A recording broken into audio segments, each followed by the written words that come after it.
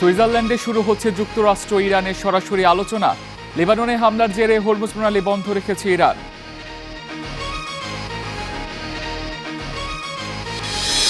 যুক্তরাজ্যের রাজনীতিতে আবারও পট পরিবর্তনের হাওয়া। কালই পদত্যাগ করতে পারেন প্রধানমন্ত্রী কিয়ার স্টারমার।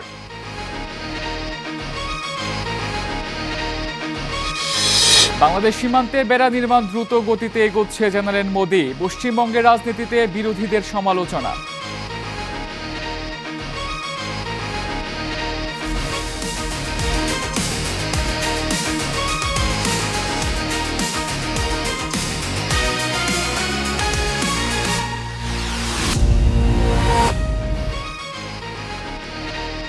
স্বাগত স্টার ওয়ার্ল্ডে, সঙ্গে আছি তামসিদ আহমেদ। শিরোনাম দেখছিলেন, এবারে বিস্তারিত খবর। আজ সুইজারল্যান্ডে শুরু হচ্ছে যুক্তরাষ্ট্র ও ইরানের মধ্যে সরাসরি আলোচনা। এমন এক সময় এই বৈঠক শুরু হচ্ছে যখন হরমুজ প্রণালী আবারও বন্ধ করে দিয়েছে ইরান। দক্ষিণ লেবাননে ইসরায়েলের হামলার জবাবে এই পদক্ষেপ নিয়েছে ইরানের আইআরজিসি। যদিও সুইজারল্যান্ড রওনা হবার আগে যুক্তরাষ্ট্রের ভাইস প্রেসিডেন্ট জেডি ভেন্স বলেছেন, ধীরে হলেও লেবানন পরিস্থিতির উন্নতি হচ্ছে। বৈঠকে যোগ দিতে ইরান ও পাকিস্তানের প্রতিনিধিরাও সুইজারল্যান্ডে পৌঁছেছেন। প্রাথমিক সমঝোতা স্মারক সইয়ের পর এবার ইরান যুক্তরাষ্ট্রের মুখোমুখি আলোচনা। সুইজারল্যান্ডের বুর্গেনস্টক রিসোর্ট এলাকায় নেওয়া হয়েছে ব্যাপক নিরাপত্তা ব্যবস্থা। বসেছে নিরাপত্তা চৌকি, বাড়ানো হয়েছে পুলিশের টহল। আলোচনায় যোগ দিতে এরই মধ্যে সুইজারল্যান্ড পৌঁছেছেন যুক্তরাষ্ট্রের ভাইস প্রেসিডেন্ট জেডি ভ্যান্স। ব্যাপক নিরাপত্তার মধ্যেই তাকে বহনকারী কনভয়টি রিসোর্টে পৌঁছায়। এমন এক সময় আলোচনায় বসছে দুই প্রতিপক্ষ, যখন ইরান যুক্তরাষ্ট্রের চুক্তি ভেস্তে দিতে মরিয়া ইসরায়েল। লেবাননে হামলার মাত্রা বাড়িয়েছে দখলদার দেশটি। প্রতিক্রিয়ায় আবারও হরমুজ প্রণালী বন্ধ করে দিয়েছে ইরান। তবে সুইজারল্যান্ডের উদ্দেশ্যে যুক্তরাষ্ট্র ছাড়ার আগে ভ্যান্স আশাবাদ প্রকাশ করেন পরিস্থিতির উন্নতি হবে। লেবাননের পরিস্থিতির দিকে আমাদের সক্রিয় পর্যবেক্ষণ রয়েছে। সেখানে পরিস্থিতির উন্নতি হচ্ছে, ধীর গতিতে হলেও স্থিতিশীল হচ্ছে। আমি মনে করি আমাদের দেখতে হবে যাতে ইসরায়েল ও লেবানন দুপক্ষই নিরাপদ ও সুরক্ষিত থাকে। বড় সমস্যা হলো কেউ একজন গুলি করে, তারপর আরেকজন জবাব দেয়। সুইজারল্যান্ড পৌঁছেছেন ইরানের পররাষ্ট্রমন্ত্রী আব্বাস আরাকচি। বৈঠক করেছেন সুইস পররাষ্ট্রমন্ত্রী ইগনাজিও ক্যাসিসের সঙ্গে। এ সময় ইরানের প্রধান আলোচক মোহাম্মদ বাকের গালিবাফও উপস্থিত ছিলেন। বৈঠকে যোগ দিচ্ছেন ইরানের সুপ্রিম ন্যাশনাল সিকিউরিটি কাউন্সিলের উপসচিব আলী বাঘেরি কানি। সুইজারল্যান্ডে রওনা হবার আগে তিনি জানান, ইরানের অধিকার প্রতিষ্ঠাই তাদের মূল লক্ষ্য। আমাদের জন্য প্রধান বিষয় হলো অধিকার রক্ষায় প্রতিরোধ। তাই যে কোনো কিছু যা আমাদের জনগণের অধিকারের লঙ্ঘন ঘটাতে চায়, তার বিরুদ্ধে আমাদের দৃঢ়তা ও শক্তির সঙ্গে মোকাবিলা করতে হবে। একই সঙ্গে আমাদের শত্রুদের বিরুদ্ধে দৃঢ়ভাবে দাঁড়াতে হবে। সুইজারল্যান্ডের এই আলোচনার জন্য 60 দিনের একটি যুদ্ধবিরতিতে সম্মত হয় ইরান, যাতে ইরানের পারমাণবিক কর্মসূচি সহ বিরোধপূর্ণ বাকি ইস্যুগুলোর সমঝোতা হবার কথা ছিল। কিন্তু সবকিছু ছাপিয়ে লেবাননের যুদ্ধ বন্ধ করাই হয়ে উঠেছে আলোচনার অন্যতম এজেন্ডা। কারণ ইরান সাফ জানিয়ে দিয়েছে, লেবাননে হামলা না থামলে ভেস্তে যাবে সমঝোতা, বন্ধ থাকবে হরমুজ। ইফাতিরা, star news. এদিকে লেবাননে ইসরায়েলের হামলাকে কেন্দ্র করে আবার উত্তপ্ত হরমুজ প্রণালী। ওয়াশিংটন ও তেহরানের সমঝোতা স্মারক সইয়ের শর্ত ভঙ্গ করে লেবাননে হামলা চালিয়ে যাচ্ছে ইসরায়েল। জবাবে হরমুজ প্রণালী বন্ধ করে দিয়েছে ইরান। যদিও যুক্তরাষ্ট্রের দাবি, হরমুজে জাহাজ চলাচল স্বাভাবিক রয়েছে। নতুন করে ইরানকে হুমকি দিয়ে ট্রাম্প বলেছেন, আগামী 60 দিনের মধ্যে ইরান চূড়ান্ত চুক্তিতে না পৌঁছালে যুক্তরাষ্ট্রই বরং হরমুজে টোল আদায় করবে। যুক্তরাষ্ট্র ও ইসরায়েলের মধ্যে সমঝোতা স্মারক সই হওয়ার পরই খুলে দেয়া হয় হরমুজ প্রণালী। ইরানের উপর থেকে নৌ অবরোধ তুলে নেয় যুক্তরাষ্ট্র। ইরান ও যুক্তরাষ্ট্রের চুক্তির অন্যতম শর্ত ছিল, সব ফ্রন্টে যুদ্ধ বন্ধ হবে। কিন্তু লেবাননে হামলা থামায়নি ইসরায়েল। এই ঘটনায় হরমুজ প্রণালী বন্ধ করে দেয় ইরান। সমঝোতার শর্ত ভঙ্গের জন্য যুক্তরাষ্ট্র ও ইসরায়েলকে দায়ী করেছে ইরান। দেশটির রাষ্ট্রীয় গণমাধ্যম প্রেস টিভির খবরে বলা হয়, হরমুজ প্রণালী বন্ধ ঘোষণা করেছে ইরানের কেন্দ্রীয় সামরিক কমান্ড। হরমুজে প্রবেশ থেকে বিরত থাকতে সব জাহাজকে সতর্ক করেছে ইরানের ইসলামী বিপ্লবী গার্ড বাহিনী IRGC এই নৌপথে প্রবেশের চেষ্টা করলে জাহাজগুলোকে হামলার মুখোমুখি হতে হবে বলেও হুঁশিয়ারি দেয়া হয়েছে। এদিকে হরমুজ বন্ধ করে দেওয়ার বিষয়ে ইরানের ঘোষণাকে প্রত্যাখ্যান করে যুক্তরাষ্ট্র দাবি করেছে স্বাভাবিক রয়েছে জাহাজ চলাচল।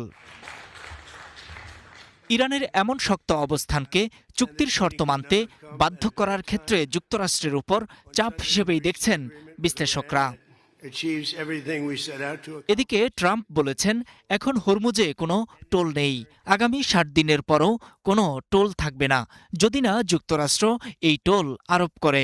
তিনি সতর্ক করেছেন, 60 দিনের মধ্যে ইরান চুক্তিতে না এলে উল্টো যুক্তরাষ্ট্রই হরমুজে টোল বসাবে।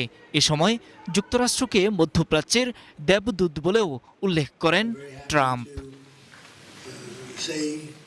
নূর মোহাম্মদ, স্টার নিউজ। এদিকে লেবাননে একের পর এক ড্রোন ও বিমান হামলা অব্যাহত রেখেছে ইসরায়েল। দখলদার বাহিনীর হামলায় নতুন করে আরও 32 জনের মৃত্যু হয়েছে। আর হিজবুল্লাহর পাল্টা হামলায় গতকালও এক ইসরায়েলি সেনার মৃত্যু হয়েছে। লেবানন সীমান্তের দখল করা অংশ কোনো ক্রমেই না ছাড়ার ঘোষণা দিয়েছেন ইসরায়েলের প্রধানমন্ত্রী বেনিয়ামিন নেতানিয়াহু। দক্ষিণ লেবাননের বারিশ শহর যুদ্ধবিরতি কার্যকরের কয়েক ঘন্টার মধ্যেই আবারও ইসরায়েলি হামলায় কেঁপে উঠেছে লেবানন। ধ্বংসস্তূপ সরিয়ে মরদেহ উদ্ধারে কাজ চালিয়ে যাচ্ছেন উদ্ধারকর্মীরা। ধ্বংসস্তূপের নিচে আটকে পড়াদের খুঁজছেন স্বজনরা। তারা বলছেন, এই বর্বরতাই প্রমাণ করে ইসরায়েলের অঙ্গীকারের কোনো দাম নেই। আজ সকালে এ বাড়িতে বিমান হামলা চালানো হয়েছে। তখন ভেতরে মানুষ ঘুমিয়েছিল। তারা সবাই সাধারণ নাগরিক ছিল এবং নিজেদের ঘরে শান্তিতে ঘুমিয়েছিল। ইসরায়েলের পক্ষ থেকে যুদ্ধবিরতি কার্যকর হওয়ার কথা ছিল। ইসরায়েল এখন থেকে নয়, 48 সাল থেকেই তারা এমন। তারা সবসময়ই প্রতারণামূলক আচরণ করে। তারা যুদ্ধবিরতির কথা বলে যেন সেই সময়টার প্রস্তুতি নিতে পারে, শক্তি সঞ্চয় করতে পারে, তারপর আবার হামলা চালায়। বেকা উপত্যকার একাধিক স্থানে আরও হামলার খবর পাওয়া গেছে। ইসরায়েলের দাবি, রাতভর দক্ষিণ লেবাননে তাদের অবস্থান লক্ষ্য করে 50টিরও বেশি রকেট ও ক্ষেপণাস্ত্র ছুড়েছে হিজবুল্লাহ। যদিও এসব হামলার দায় স্বীকার করেনি হিজবুল্লাহ।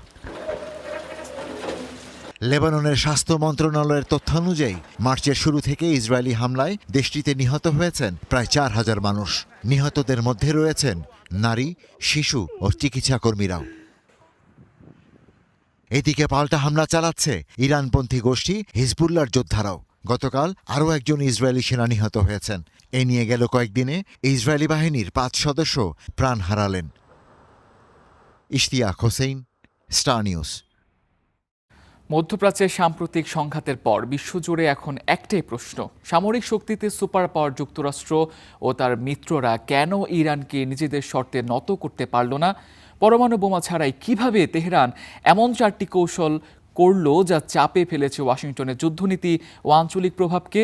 ইরানের সেই 4 চাল, যুদ্ধের বাস্তব ফলাফল এবং বদলে যাওয়া ভূ রাজনীতির সমীকরণ নিয়ে বিস্তারিত থাকছে এক্সপ্লেনারে।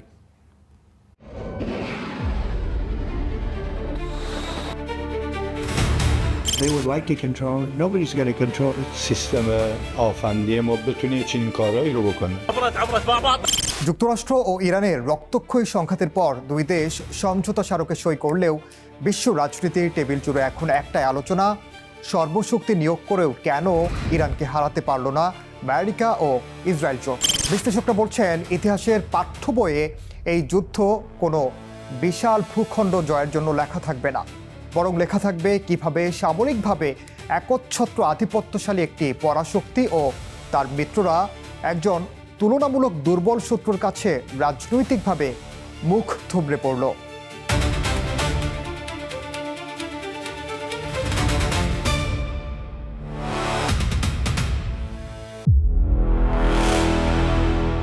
সাধারণত কোনো বড় যুদ্ধের পর মানচিত্র বদলায়, ক্ষমতার ভারসাম্য ওলট পালট হয়। কিন্তু এই যুদ্ধের সবচেয়ে বড় ট্র্যাজেডি হলো, এত ধ্বংসযজ্ঞ আর কূটনৈতিক নাটকের পর পরিস্থিতি ঠিক সেখানেই ফিরে গেছে যেখানে গত 28 ফেব্রুয়ারির আগে ছিল, অর্থাৎ যুদ্ধ শুরুর ঠিক আগের অবস্থানেই। মার্কিন প্রেসিডেন্ট ডোনাল্ড ট্রাম্পের প্রশাসন যখন যুদ্ধ শুরু করে তখন তাদের সুর ছিল চড়া। লক্ষ্য ছিল ইরানের নিঃশর্ত আত্মসমর্পণ এবং তেহরানের শাসন ব্যবস্থার পতন ঘটানো। কিন্তু 2 মাসের রক্তক্ষয়ী সংঘাত শেষে যখন চুক্তির টেবিলে বসতে হলো তখন দেখা গেল ইরানের পরমাণু কর্মসূচি বন্ধ করা, ব্যালিস্টিক মিসাইল ধ্বংস করা বা তাদের আঞ্চলিক মিত্রদের দমন করার মতো মূল উদ্দেশ্যগুলোর একটিও সফল হয়নি। অনেক বিশ্লেষকের মতে বিপুল অর্থ আর অত্যাধুনিক F-35 হাইপারসনিকের দাপট থাকা সত্ত্বেও ওয়াশিংটন আসলে অপরাজেয় কোনো শক্তি নয়, এটাই প্রমাণিত হয়েছে। বিশ্লেষকরা এই যুদ্ধকে রাশিয়ার সঙ্গে ইউক্রেনের যুদ্ধের একদম বিপরীত পিঠ হিসেবে দেখছেন। ইউক্রেন যেখানে পশ্চিমাদের শত শত বিলিয়ন ডলারের সামরিক সহায়তা নিয়ে টিকে থাকার লড়াই করছে, ইরান সেখানে সম্পূর্ণ একা লড়াই করেছে। চীন বা রাশিয়ার কাছ থেকে হয়তো তারা কিছু পরোক্ষ বা সীমিত সমর্থন পেয়েছে, কিন্তু ফ্রন্ট লাইনে বুক চিতিয়ে লড়েছে ইরান। আমেরিকান ঐতিহাসিক এডওয়ার্ড লাটওয়াকের একটি বিখ্যাত তত্ত্বকে সত্য প্রমাণ করেছে তেহরান। অস্ত্রের সংখ্যার চেয়েও বড় হলো দেশের মানুষের এবং নেতৃত্বের লড়াই করার মনস্তাত্ত্বিক মানসিকতা। প্রথম দফায় শীর্ষ নেতৃত্বকে হত্যার চেষ্টার পরও ইরান ভেঙে পড়েনি। উল্টো তারা নিজেদের গুছিয়ে নিয়ে এমন এক অসম যুদ্ধ শুরু করে যার জন্য পেন্টাগনেই প্রস্তুত ছিল না। ইরানের কাছে যুক্তরাষ্ট্রের মতো অত্যাধুনিক স্টিলথ ফাইটার বা বিশাল বিমানবাহী রণতরী ছিল না, কিন্তু তারা লড়াই করেছে নিজেদের শক্তির ওপর ভর করে। হরমুজ প্রণালী ব্লকেড, ইতিহাসে যা করার সাহস আগে কেউ দেখায়নি, ইরান সেটাই করেছে। বিশ্বের 1/5 জ্বালানি সরবরাহের পথ পুরোপুরি বন্ধ করে দিয়ে বিশ্ব অর্থনীতিকে জিম্মি করে ফেলে তারা। আবার মার্কিন মিত্রদের টার্গেট, ইরান শুধু মার্কিন ঘাঁটিতে হামলা করেই ক্ষান্ত হয়নি, তারা নিখুঁত মিসাইল ও ড্রোন দিয়ে আঘাত হেনেছে যুক্তরাষ্ট্রের আঞ্চলিক মিত্রদের। বিশেষ করে জ্বালানি ও অবকাঠামো অর্থনৈতিক কেন্দ্রগুলোতে হামলা করে কঠোর বার্তা দেওয়ার চেষ্টা করে তেহরান। মিসাইলের বিপুল মজুদ, পশ্চিমা অস্ত্রের চেয়ে ইরানের মিসাইল হয়তো প্রযুক্তিতে পিছিয়ে ছিল, কিন্তু তাদের বিপুল পরিমাণ মিসাইলের ঝাঁক ইসরায়েল ও যুক্তরাষ্ট্রের আকাশ প্রতিরক্ষা ব্যবস্থাকে ব্যস্ত ও ক্লান্ত করে ফেলে। ধৈর্য ও সর্বোচ্চ ক্ষতি সইবার ক্ষমতা, পশ্চিমাদের জীবনযাত্রার মান এবং রাজনৈতিক স্থিতিশীলতা যতটা ভঙ্গুর, ইরানের সমাজ ব্যবস্থা ততটা নয়। যুদ্ধের তীব্র ক্ষয়ক্ষতি সয়েও তেহরান তার অনড় অবস্থানে অটল ছিল। এই যুদ্ধের অন্যতম বড় সাইড ইফেক্ট হলো মার্কিন ইসরায়েল সম্পর্কের ফাটল। ইসরায়েলি প্রধানমন্ত্রী বিনয়ামিন নেতানিয়াহু চেয়েছিলেন Gaza, Lebanon, Yemen, Syria, Iraq সহ মোট 7টি ফ্রন্টে একযোগে যুদ্ধ চালিয়ে যেতে। কিন্তু ট্রাম্প যখন বুঝতে পারেন এই যুদ্ধ যুক্তরাষ্ট্রের অর্থনীতি ও অভ্যন্তরীণ রাজনীতিকে ধ্বংস করে দিচ্ছে, তখন তিনি একক সিদ্ধান্তে যুদ্ধবিরতির দিকে হাঁটেন। এমনকি ট্রাম্প লেবানন ফ্রন্টকেও অর্থাৎ হিজবুল্লাহকে এই চুক্তির আওতায় আনতে রাজি হয়েছেন, যা নেতানিয়াহুকে চরম ক্ষুব্ধ করে। খোদ আমেরিকার ভেতরেই এখন ইসরায়েলের এই চিরস্থায়ী যুদ্ধনীতির বিরুদ্ধে ক্ষোভ দানা বাঁধছে। ইসরায়েল এখন আন্তর্জাতিকভাবে আগের চেয়ে অনেক বেশি একা এবং বিচ্ছিন্ন। উপসাগরীয় ধনী আরব দেশগুলো যেমন সংযুক্ত আরব আমিরাত বা বাহরাইন ভেবেছিল তাদের মাটিতে মার্কিন সামরিক ঘাঁটি থাকা মানেই তারা নিরাপদ, কিন্তু এই যুদ্ধে দেখা গেল উল্টো চিত্র। মার্কিন ঘাঁটিগুলো সুরক্ষার বদলে ইরানের মিসাইলের জন্য প্রধান টার্গেটে পরিণত হয়েছিল, যে কারণে এই অঞ্চলের যে একটি নিরাপদ ও বিলাসবহুল ব্যবসা কেন্দ্রের ইমেজ ছিল তা বড় ধাক্কা খেয়েছে। অন্যদিকে ইরান পরমাণু বোমা না বানিয়েও এই যুদ্ধ থেকে বড় শিক্ষা নিয়েছে। তারা বুঝে গেছে উত্তর কোরিয়ার মতো পরমাণু বোমার চেয়েও তাদের কাছে বড় ট্রাম্প কার্ড হলো হরমুজ প্রণালী বন্ধ করার ক্ষমতা। এই একটি চাবিকাঠি দিয়েই তারা ওয়াশিংটনের অ্যাকিলিস হিল বা দুর্বলতা চেপে ধরতে পেরেছে। বিশ্লেষকরা বলছেন মধ্যপ্রাচ্যে ইসরায়েলি সামরিক আধিপত্যের যে ফ্রেমওয়ার্ক তৈরি করার চেষ্টা করা হয়েছিল তা বড় ধাক্কা খেল এই সমঝোতা স্মারকের মধ্য দিয়ে।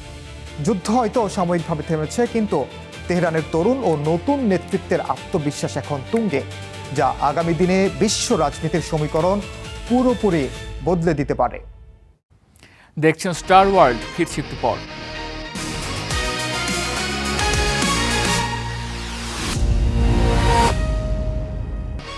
আবারও স্বাগত স্টার ওয়ার্ল্ডে। কাতারে মর্মান্তিক সড়ক দুর্ঘটনায় 5 বাংলাদেশি নিহত হয়েছেন। তারা সিলেটের কানাইঘাটের একই গ্রামের বাসিন্দারা। নিহতরা হলেন গাছবাড়ি গ্রামের জসিমউদ্দিন, জিবাল উদ্দিন, মোস্তাক আহমেদ, জুবাইর আহমেদ ও কাদের আহমদ। স্থানীয় সময় সকালে কাতারের শাহনিয়া এলাকায় এই দুর্ঘটনা ঘটে। স্বজনরা জানান তারা একটি পিকআপে করে কর্মস্থলে যাচ্ছিলেন। এই সময় গাড়িটি নিয়ন্ত্রণ হারিয়ে উল্টে যায়। এতে ঘটনাস্থলেই 5 জন প্রাণ হারায়। নিহত অপরজন ভারতীয় নাগরিক। দূতাবাসের সাথে যোগাযোগ করে দ্রুত তাদের মরদেহ দেশে ফিরিয়ে আনার দাবি জানিয়েছেন স্বজনরা।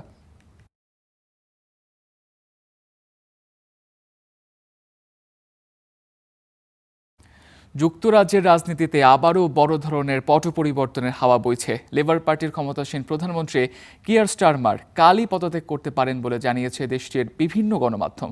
বলা হচ্ছে তিনি স্বেচ্ছায় সরে না দাঁড়ালে মঙ্গলবার মন্ত্রিসভা বৈঠকে তার বিরুদ্ধে অনাস্থা আনা হতে পারে। জনপ্রিয় সাবেক মেয়র অ্যান্ডি বার্নহাম মেকারফিল্ড উপনির্বাচনে জিতে পার্লামেন্টে ফেরার পর থেকেই চাঙ্গা বিরোধী শিবির। কারণ 80 জন লেবার পার্টির এমপির সমর্থন নিয়ে বার্নহাম সরাসরি প্রধানমন্ত্রী স্টারমারকে চ্যালেঞ্জ জানাতে প্রস্তুত। একটি উপনির্বাচন, কিন্তু প্রভাব পুরো ব্রিটিশ রাজনীতিতে। মেকারফিল্ডের ভোটকে অনেকেই দেখছেন যুক্তরাজ্যের পরবর্তী প্রধানমন্ত্রী নির্বাচনের আগাম ইঙ্গিত হিসেবে। কারণ আগামী সপ্তাহে এমপি হিসেবে শপথ নেয়ার পরই ক্ষমতাসীন লেবার পার্টির প্রধান কিয়ার স্টারমারের নেতৃত্বকে সরাসরি চ্যালেঞ্জ করার সাংবিধানিক বৈধতা পাবেন বার্নহাম। লেবার পার্টির ভেতরে এখন দুটি কৌশল নিয়ে আলোচনা চলছে। হয়তো আগামী 16 জুলাই গ্রীষ্মকালীন ছুটি শুরু হওয়ার আগেই 80 জন এমপির সমর্থন নিয়ে বার্নহাম সরাসরি প্রধানমন্ত্রী কিয়ার স্টারমারকে চ্যালেঞ্জ করবেন, অথবা আগামী মাসে অনুষ্ঠিত হতে যাওয়া ম্যানচেস্টারের পরবর্তী মেয়র নির্বাচন পর্যন্ত অপেক্ষা করে নিজের শক্তি আরও বাড়াবেন। সাম্প্রতিক জরিপগুলো বলছে যদি কিয়ার স্টারমার, অ্যান্ডি বার্নহাম এবং পদপ্রার্থী আরেক নেতা সাবেক স্বাস্থ্যমন্ত্রী ওয়েস্ট স্ট্রিটিংয়ের মধ্যে ত্রিমুখী ভোটযুদ্ধও হয়, তবে লেবার পার্টির সাধারণ সদস্যদের প্রায় 60% ভোট পেয়ে বার্নহামেরই জয় হবে। তাই পর্দার আড়ালে আলোচনা চলছে স্ট্রিটিংকে আগামী সরকারের অর্থমন্ত্রী পদের প্রতিশ্রুতি দিয়ে একটি বিনা প্রতিদ্বন্দ্বিতা শান্তিপূর্ণ ক্ষমতা হস্তান্তরের পথও খোঁজা হচ্ছে। যদিও প্রধানমন্ত্রী কিয়ার স্টারমার এখনও পদত্যাগ না করতে অনড় অবস্থানেই রয়েছেন। ফ্রান্সের G7 সম্মেলন থেকেই তিনি সাফ জানিয়ে দিয়েছেন যে কোনো চ্যালেঞ্জের মুখোমুখি হতে প্রস্তুত তিনি। তবে ক্যাবিনেটের শীর্ষ মন্ত্রীরা এরই মধ্যে তাকে সতর্ক করেছেন যে স্বেচ্ছায় সরে না দাঁড়ালে আগামী মঙ্গলবারের মন্ত্রিসভা বৈঠকেই তার বিরুদ্ধে অনাস্থা আনা হতে পারে। দেশ এবং লেবার পার্টি উভয়ের জন্যই যা সবচেয়ে মঙ্গলজনক, প্রধানমন্ত্রী কিয়ার স্টারমারের এখন সেটাই করা দরকার। একটি সুশৃঙ্খল ও নিয়মতান্ত্রিক ক্ষমতা হস্তান্তরের বিষয়টি বিবেচনা করা উচিত। অ্যান্ডি বার্নহাম তাড়াহুড়া করে বা হঠকারী কোনো পদক্ষেপ নেবেন না। আমি সত্যিই আশাবাদী যে প্রধানমন্ত্রী এবং অ্যান্ডি আলোচনার মাধ্যমে খুব শীঘ্রই একটি সমঝোতায় পৌঁছাতে পারবেন। ব্রিটিশ রাজনৈতিক বিশ্লেষকরা মনে করছেন আগামী 48 ঘণ্টা ব্রিটিশ রাজনীতির জন্য অত্যন্ত ঝুঁকিপূর্ণ। ডাউনিং স্ট্রিটের ভেতরে এখন স্টারমারের বিদায় এবং বার্নহামের প্রবেশের কাউন্টডাউন শুরু হয়ে গেছে। কাজী শাহরিন, স্টার নিউজ। সীমান্ত ইস্যু ও অনুপ্রবেশকারীদের নিয়ে এবার কঠোর বার্তা দিলেন ভারতের প্রধানমন্ত্রী নরেন্দ্র মোদী। শনিবার পশ্চিমবঙ্গের তারকেশ্বর জনসভায় তিনি বলেন, সীমান্তে কাঁটাতারের বেড়া নির্মাণের কাজ দ্রুত এগোচ্ছে। দশকের পর দশক ধরে আগের শাসক গোষ্ঠী পশ্চিমবঙ্গকে অনুপ্রবেশকারীদের আখড়া বানিয়ে ফেলেছিল বলে অভিযোগ করেন মোদী। পশ্চিমবঙ্গে প্রথমবারের মতো ক্ষমতায় এসে সীমান্তে কাঁটাতারের বেড়া নির্মাণ ও অবৈধ অনুপ্রবেশকারীদের বিরুদ্ধে কঠোর সব সিদ্ধান্ত নেয় মুখ্যমন্ত্রী শুভেন্দু অধিকারীর বিজেপি সরকার। সেই একই সুর দেখা গেল প্রধানমন্ত্রী নরেন্দ্র মোদীর কণ্ঠেও। শনিবার তারিশকরে পশ্চিমবঙ্গ দিবসের জনসভায় যোগ দিয়ে অনুপ্রবেশকারী ঢলের জন্য কংগ্রেস, বাম ও তৃণমূলকে দায়ী করেন মোদী। তার দাবি, পশ্চিমবঙ্গকে অনুপ্রবেশকারীদের আখড়া বানিয়ে ফেলেছিল আগের শাসক গোষ্ঠী। নষ্ট नहीं होने दिया। এতদিন নৈরাজ্য চলছিল দাবি করে তার পরিবর্তে বাংলায় আইনের শাসন প্রতিষ্ঠা করা হবে বলে প্রত্যয় ব্যক্ত করেন মোদী। বলেন, অনুপ্রবেশকারী ঠেকাতে সীমান্তে কাঁটাতারের বেড়া নির্মাণের কাজ দ্রুত এগোচ্ছে। अब पश्चिम बंग दिवस से प्रेरणा लेकर আপনারা দেখছেন সীমান্তে কাঁটাতারের বেড়া দেওয়ার জন্য জমি হস্তান্তরের যে প্রক্রিয়া পূর্বতন রাজ্য সরকার দশকের পর দশক সেই প্রক্রিয়ায় আটকে রেখেছিল। নতুন সরকার হওয়ার পরেই সেই কাজ শুরু হয়েছে। এখন সেই কাজ দ্রুত গতিতে এগোচ্ছে। দুর্নীতি প্রসঙ্গে কড়া বার্তা দিয়ে মোদী বলেন, বড় বড় লুটেরাদের জেলে পাঠানো হচ্ছে। বিজেপি নেতৃত্বাধীন নতুন সরকারের প্রথম পশ্চিমবঙ্গ দিবস উদযাপন অনুষ্ঠানের জাঁকজমকে কোনো কমতি রাখেনি প্রশাসন। গোটা সভাস্থল মুড়ে ফেলা হয়েছিল কঠোর নিরাপত্তা বলয়। अवैध वसूली करने वाले गुंडे ইশতিয়াক হোসেন, স্টার নিউজ। ভারী বৃষ্টিতে বিপর্যস্ত পশ্চিমবঙ্গের উত্তর ও দক্ষিণাঞ্চলের বিস্তীর্ণ এলাকা। শনিবার থেকে আগামী সোমবার পর্যন্ত বিভিন্ন জেলায় বৃষ্টিপাত ও বজ্রপাত সহ ঝড় ও বৃষ্টির পূর্বাভাস দিয়েছে আবহাওয়া দফতর। শুক্রবার থেকে শুরু হয়েছে বৃষ্টিপাত। টানা বৃষ্টিতে তিস্তা ও জলঢাকা নদীর পানি ক্রমশ বাড়ছে। জলপাইগুড়ি সেচ দপ্তরের তথ্য মতে তিস্তার মেখুলিগঞ্জ এলাকা এবং জলঢাকা নদীর NH-31 এলাকার উপর লাল সতর্কতা জারি করা হয়েছে। সোমবার পর্যন্ত নদী পাড়ের বাসিন্দাদের সতর্ক থাকতে বলা হয়েছে। তবে খুব বেশি আতঙ্কিত হওয়ার মতো পরিস্থিতি এখনও হয়নি বলে জানানো হয়েছে। আগামী ২৬ জুন পর্যন্ত উত্তরবঙ্গের সব জেলায় বৃষ্টিপাত অব্যাহত থাকতে পারে বলে জানিয়েছে আবহাওয়া বিভাগ। পশ্চিমবঙ্গের পাশাপাশি ভারী বৃষ্টি হচ্ছে সিকিমেও।